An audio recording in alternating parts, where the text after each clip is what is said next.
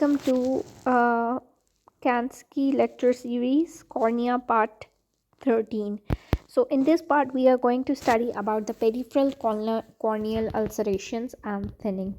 And what we will discuss the Moran ulcer, and we will discuss peripheral ulcerative keratitis associated with systemic autoimmune diseases and terine marginal degenerations. So these are all the peripheral corneal ulceration. What does it mean? So there is some kind of corneal ulcer formation or thinning in the periphery of the cornea. So anything which is that is known as peripheral corneal ulceration. Introduction.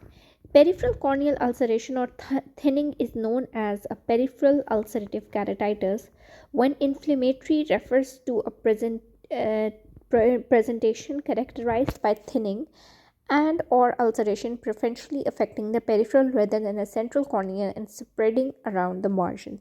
So as I told you earlier that this is something a thinning of the cornea or ulcer formation.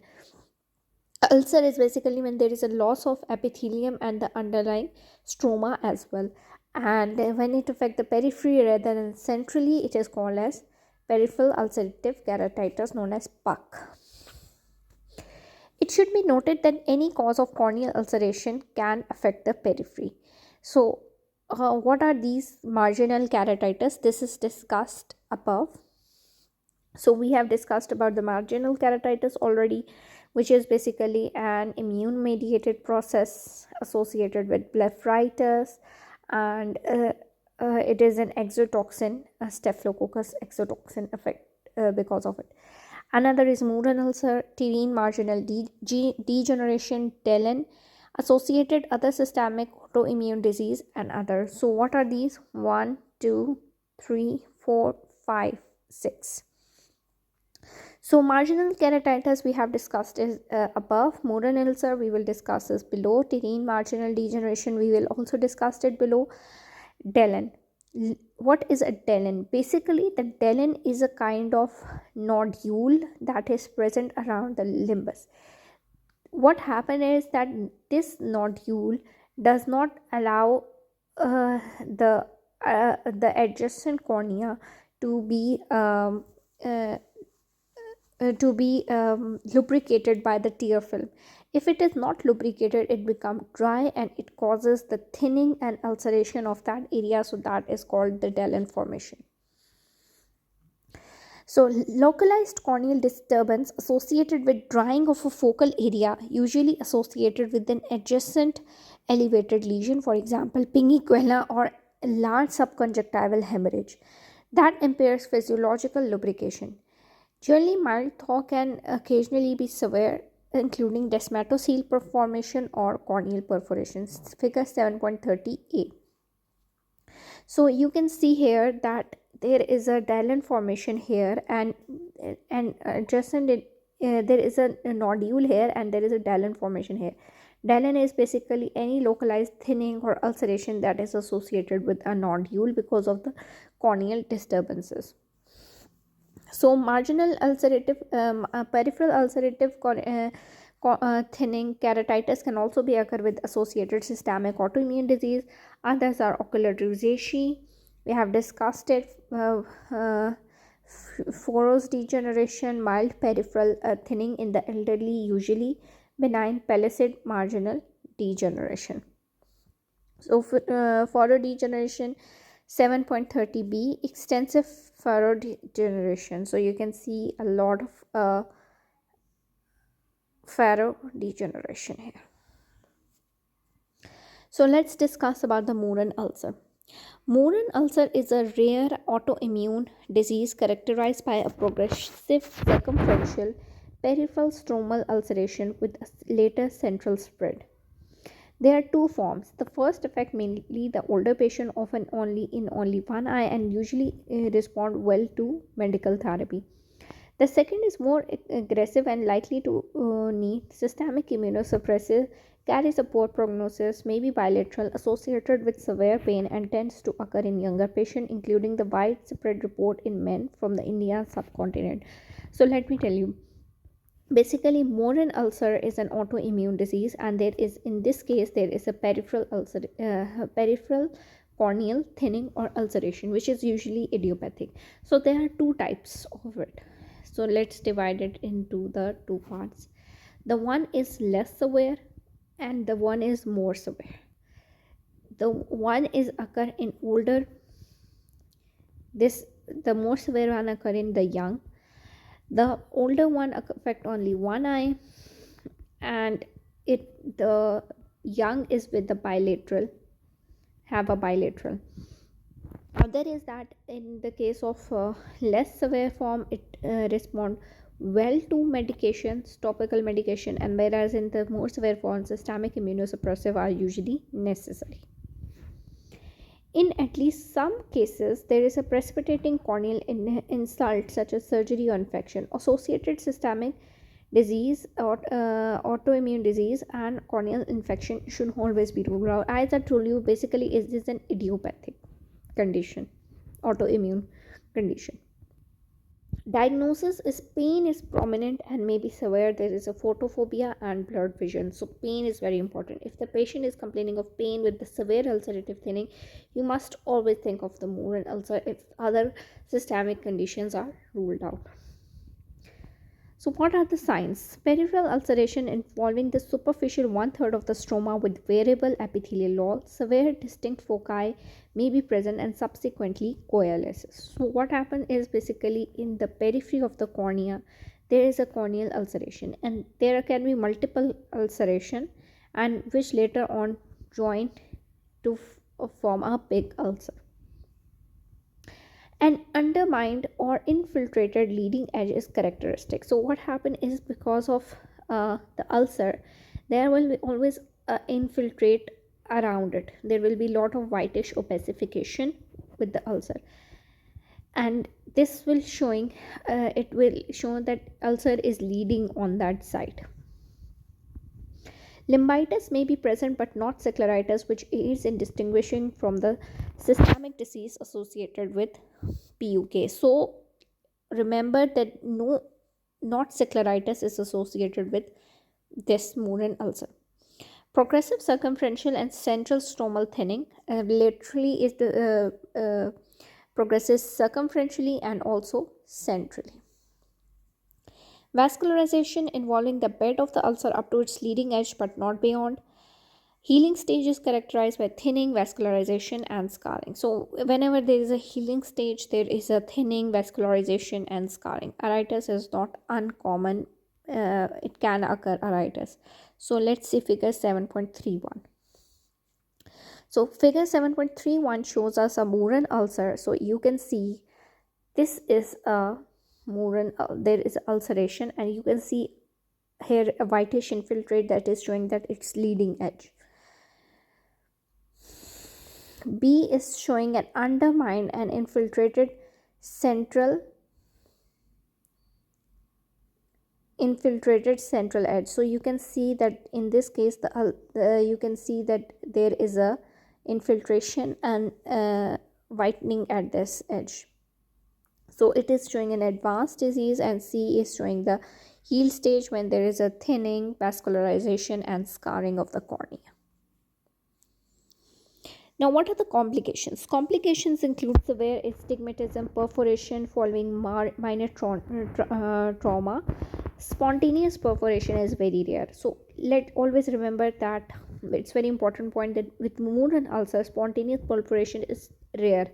Whenever there is a perforation with a Moran, it's always accompanied with a trauma. Secondary bacterial infection and cataract and glaucoma can also occur in this case. So tip: peripheral ulcerative keratitis is caused by an infection until proven otherwise. In the absence of an infection, investigate for systemic autoimmune disease. So what are the treatment? As I have already told you earlier in the earlier lectures, that topicals, whenever there is an immune mediated process, you treat it with the topical medication even if there is an ulcer. Topical steroids are as frequently as orally are combined with a low frequency prophylactic topical antibiotic. If an effective response is seen, treatment is tapered over several months. Topical cyclosporin 0.2% may be affected but can take weeks to exert its a significant effect. So always remember that cyclosporin is usually have a take some time to become effective. Tacrolimus 0.1% ointment is as effective as in controlling refractory cases.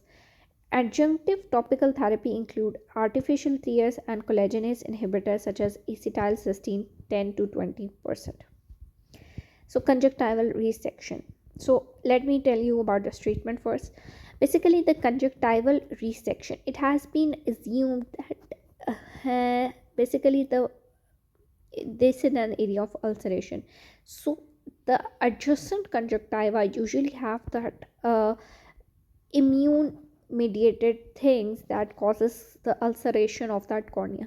So removing that part of the conjunctiva is very effective treatment for the healing of this ulceration. Conjunctival resection, which is maybe combined with excision of the necrotic tissue, is performed if there is no response to topical steroid. The excised area should extend 4 mm back from the limbus and 2 mm beyond the circumferential margin. Keratoepithelioplasty, suturing of a donor's corneal lenticule onto the scleral bed, may be combined to produce a physical barrier against conjunctival regrowth and further melting. Steroids are continued post-operatively.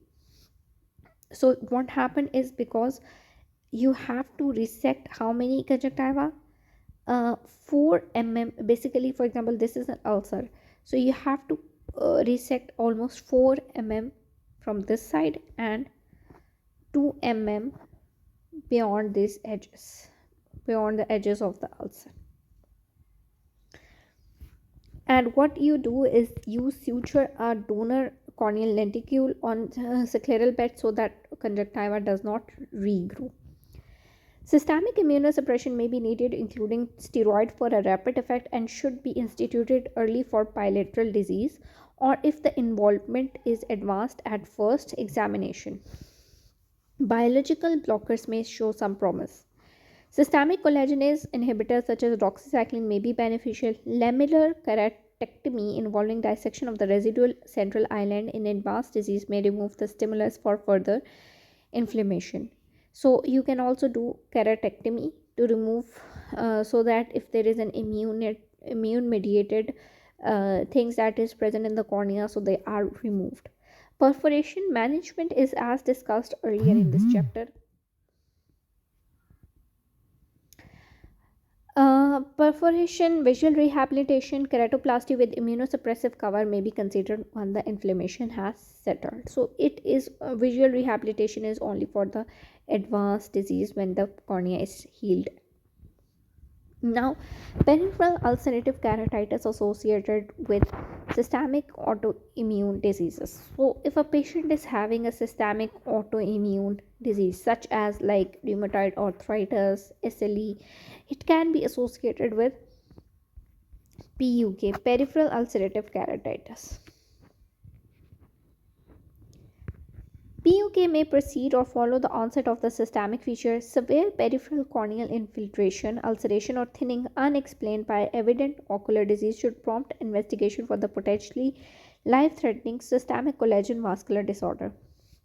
The mechanism include immune complex deposition in the peripheral cornea, episclera, and conjunctival capillary occlusion with the secondary cytokine release and inflammatory cell recruitment, the upregulation of the collagenases, and reduced activity of the inhibitor. Systemic associations include rheumatoid arthritis, granulomatous with polyangiitis, and other conditions. So these are the conditions that is associated with PUK. Rheumatoid arthritis is the most common. PUK is bilateral in 30% and tend to occur in advanced rheumatoid arthritis. Granulomatous with polyangiitis, vaginal granulomatosis is the second most common systemic association of PUK. In contrast to rheumatoid arthritis, ocular complications are the initial presentation in 50%. So vaginal is very important in a case of a eye disease, because it has a lot of ocular complication. Other conditions include polyarthritis nodosa, relapsing polychondritis, systemic lupus erythematosus, and Crohn's disease. So let's see figure 7.32. So this is 7.32, which is showing keratitis as a systemic autoimmune disease. A is showing a corneal infiltrate in Crohn's disease. So Crohn's disease is basically a inflammatory bowel disease that is an autoimmune. So B is showing the early peripheral ulcerative keratitis. C is showing peripheral guttering in rheumatoid arthritis, contact lens, cornea. And D is showing the rheumatoid paracentral ulcerative keratitis. The peripheral ulcerative keratitis in the absence of other ocular disease should prompt investigation for a systemic autoimmune disease. So if ever you see a case of PUK, you should always rule out systemic autoimmune diseases.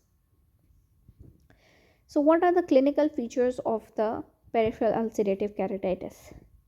Crescent ulceration with an epithelial defect, thinning, and stromal infiltration and limbus. Spread is circumferential and occasionally central. In contrast to Moran ulcer, extension into the sclera with occur. So always remember, in PUK with systemic autoimmune disease, it may present with scleritis. So if there is a scleral involvement, always think of a systemic autoimmune disease. So in case of this, the thinning is usually crescent shape, crescent like moon like shape, and it at the limbus, and usually it separates circumferentially and very less likely centrally. Limbitis, episcleritis or scleritis are usually present. As a Moran ulcer, there is no separation between the ulcerative process and the limbus. Advanced disease may result in a contact lens, cornea, or perforation.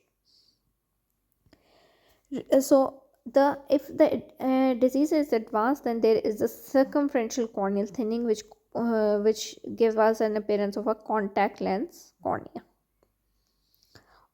Rheumatoid paracentral ulcerative keratitis is thought to be a distinct entity with a punched out, more centrally located lesion with a little infiltrate in a quiet eye. Perforation can occur rapidly, and there is usually a good response to topical cyclosporin with bandage, contact lens, and tissue glue application if necessary, rather than a systemic treatment. So you have to remember, this is some other kind of disease when entity named after rheumatoid arthritis, because it is paracentrally and it is very thin and punched out appearance, and it leads very rapidly to perforation. So tissue glue is very important early treatment for this disease. So what are the treatment options for the peripheral ulcerative keratitis? Basically, the treatment is of, you have to treat the systemic disease.